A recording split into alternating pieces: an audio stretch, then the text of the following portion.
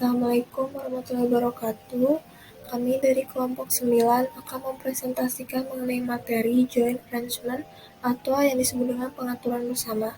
Sebelumnya, izinkan saya memperkenalkan diri. Nama saya Nandita Misha Haidar dengan NPM 0119101046 dan rekan-rekan saya. Yang pertama, Mita Apriliani dengan NPM 0119101045 dan Erinda Sriulina Purba dengan NPM 0119101050. Pengaturan bersama atau joint arrangement. Istilah pengaturan bersama diperkenalkan dalam PSAK 66 pada tahun 2013 silam. PSAK 66 sendiri merupakan PSAK yang muncul untuk memperbaharui beberapa pengaturan yang terkait dalam ventura bersama atau joint venture dalam PSAK 12. Karakteristik pengaturan bersama yaitu para pihak terkait pengaturan kontraktual. Pengaturan kontraktual memberikan pengendalian bersama kepada dua pihak atau lebih. Suatu pengaturan bersama meliputi operasi atau ventura bersama. Pengertian pengaturan bersama. Pengaturan bersama adalah pengaturan yang dilakukan oleh dua pihak atau lebih untuk melakukan pengendalian bersama.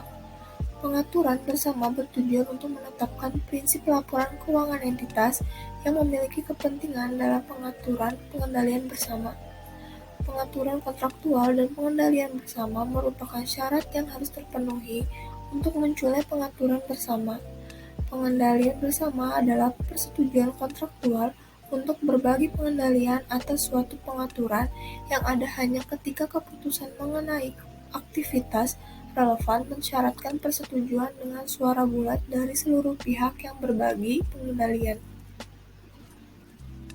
Pengendalian bersama atau jointly control merupakan persetujuan kontraktual untuk berbagi pengendalian atas suatu aktivitas ekonomi dan ada hanya ketika keputusan keuangan dan operasional strategis terkait dengan aktivitas tersebut mensyaratkan konsensus mutlak dari pihak-pihak yang berbagi pengendalian atau venturer.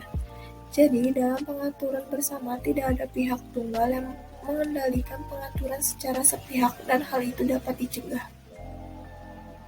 Pengaturan dapat merupakan pengaturan bersama, meskipun tidak seluruh pihak yang terlibat memiliki pengendalian bersama atas pengaturan tersebut. Entitas perlu mempertimbangkan ketika menilai apakah seluruh pihak memiliki pengendalian atas suatu pengaturan dengan mempertimbangkan fakta dan keadaan. Jika keadaan berubah, entitas menilai kembali apakah entitas masih memiliki pengendalian atas pengaturan tersebut. Jenis pengaturan bersama. Klasifikasi pengaturan bersama sebagai operasi bersama atau ventura bersama bergantung pada hak dan kewajiban para pihak dalam pengaturan. 1. Operasi bersama adalah pengaturan bersama yang mengatur bahwa para pihak yang memiliki pengendalian bersama atas pengaturan memiliki hak atas aset dan kewajiban terhadap liabilitas terkait dengan pengaturan tersebut. 2. Ventura bersama adalah pengaturan bersama yang mengatur bahwa para pihak yang memiliki pengendalian bersama atas pengaturan memiliki hak atas aset neto pengaturan tersebut. Laporan keuangan para pihak dalam pengaturan bersama. Operasi bersama. Operator bersama mengakui hal berikut terkait dengan kepentingannya dalam operasi bersama. A. Aset. Mencakup bagiannya atas aset apapun yang dimiliki bersama. B. Liabilitas. Mencakup bagiannya atas liabilitas apapun yang terjadi bersama. C. Pendapatan dari penjualan bagiannya atas output yang dihasilkan dari operasi bersama. D. Bagiannya atas pendapatan dari penjualan output oleh operasi bersama. Dan E. Beban mencakup bagiannya atas beban apapun yang terjadi secara bersama-sama. Ventura bersama. Ventura bersama mengakui kepentingannya dalam ventura bersama sebagai investasi dan mencatat investasi tersebut dengan menggunakan metode ekuitas sesuai dengan PSAK 15, yaitu investasi pada entitas asosiasi dan ventura bersama, kecuali entitas dikecualikan dari penerapan metode ekuitas seperti yang ditentukan dalam pernyataan tersebut.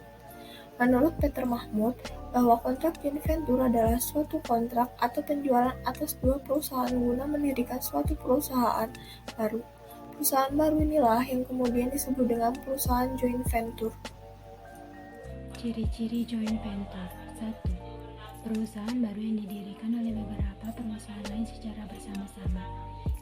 di Indonesia, joint venture merupakan kerjasama antara perusahaan domestik dengan asing. Ketiga, modalnya berupa saham yang diperoleh atau disediakan oleh perusahaan pendiri dengan perbandingan tertentu dari setiap perusahaannya. Keempat, kekuasaan dan hak suara didasarkan pada banyak saham masing-masing perusahaan pendiri. Kelima, perusahaan pendiri joint venture tetap memiliki eksistensi dan kebebasan masing-masing. Sebelum adanya PSAK 66, pembahasan tersebut sudah ada terlebih dahulu dalam PSAK 12. Perbedaan PSAK 66 dengan PSAK 12 yaitu dalam PSAK 12 penggolongannya dibedakan menjadi pengendalian bersama operasi atau PDO, pengendalian bersama aset, dan pengendalian bersama entitas.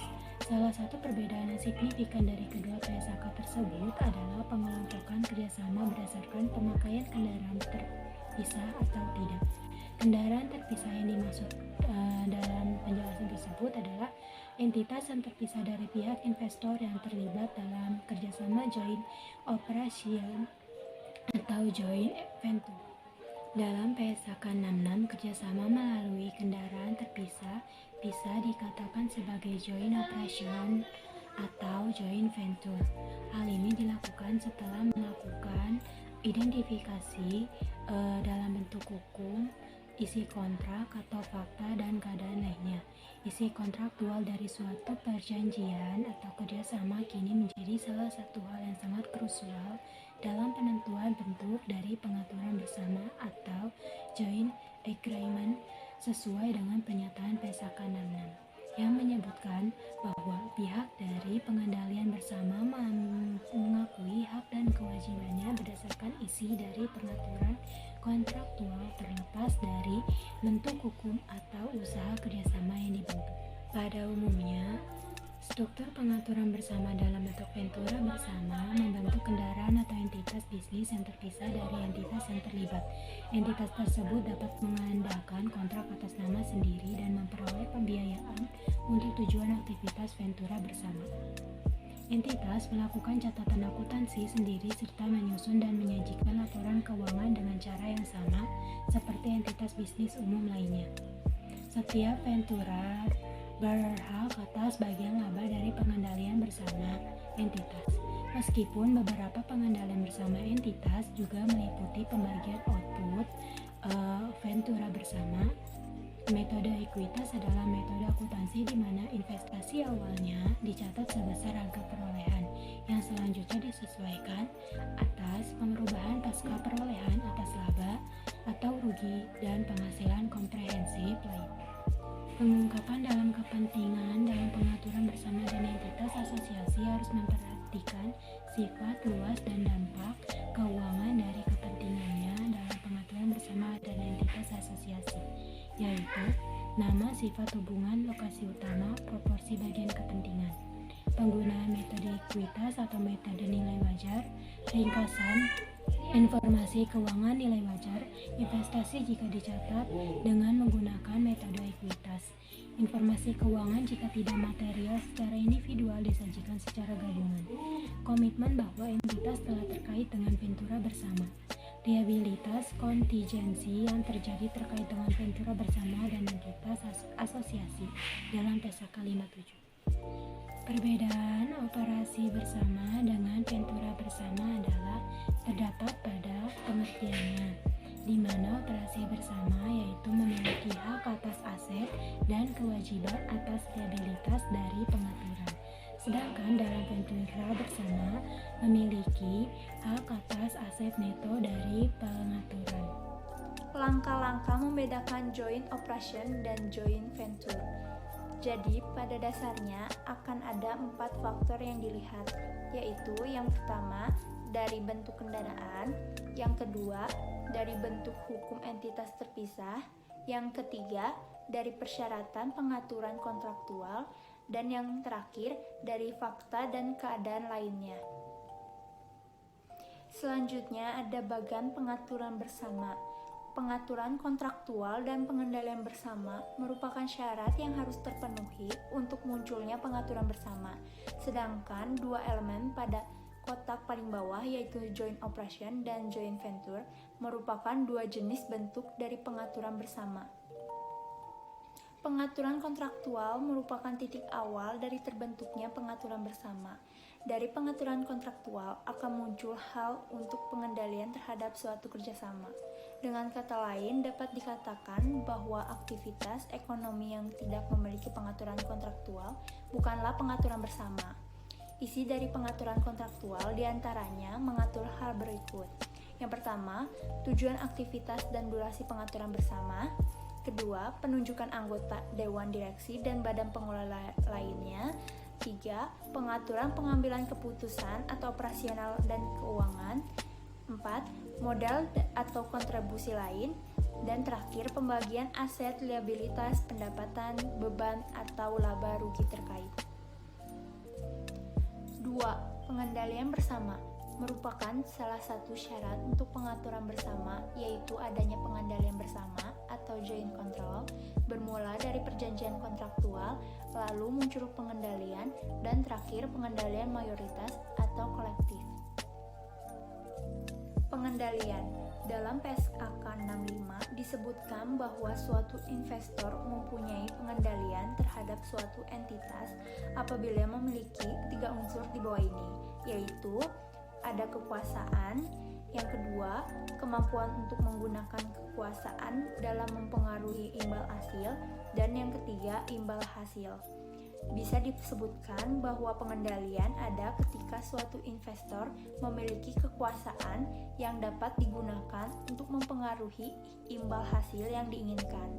Untuk pengaturan bersama, tidak diperkenankan adanya pengendalian oleh satu pihak. Pengendalian yang ada harus melibatkan pihak lain. Pengendalian yang membutuhkan lebih dari satu pihak bisa dibagi menjadi 2, yaitu pengendalian mayoritas atau kolektif dan pengendalian bersama. Pengendalian mayoritas atau kolektif terjadi ketika dibutuhkan kerjasama dengan pihak lain untuk mencapai suara mayoritas sebagai syarat kesepakatan. Misalnya, pada ilustrasi pertama, untuk mencapai kesepakatan dibutuhkan suara 75%. Untuk mencapai nilai ini perlu dilakukan kerjasama entah itu antar pihak A dan B atau dan B dan C. Ilustrasi 2. Pengendalian hanya muncul melalui satu kombinasi, yaitu kombinasi pihak A dan B. Pengendalian bersama memiliki konsep yang sama seperti pengendalian mayoritas, yaitu dibutuhkan kerjasama dengan pihak lain untuk melakukan pengendalian. Namun perbedaannya, dalam pengendalian bersama tidak diperkenankan adanya lebih dari satu kombinasi kerjasama. Seperti yang terlihat dari dalam kontrak, biasanya akan disebutkan siapa saja yang memiliki pengendalian bersama. Untuk ilustrasi 1, bisa saja terjadi pengendalian bersama apabila dalam kontrak disebutkan pihak yang mana saja yang memiliki pengendalian bersama. Contohnya, disebutkan dalam kesepakatan bahwa kombinasi yang relevan hanyalah kombinasi A dan B, atau disepakati bahwa kombinasi yang relevan hanyalah kombinasi yang melibatkan pihak A. Sekian presentasi materi dari kelompok 9. Mohon maaf bila ada kesalahan kata. Assalamualaikum warahmatullahi wabarakatuh.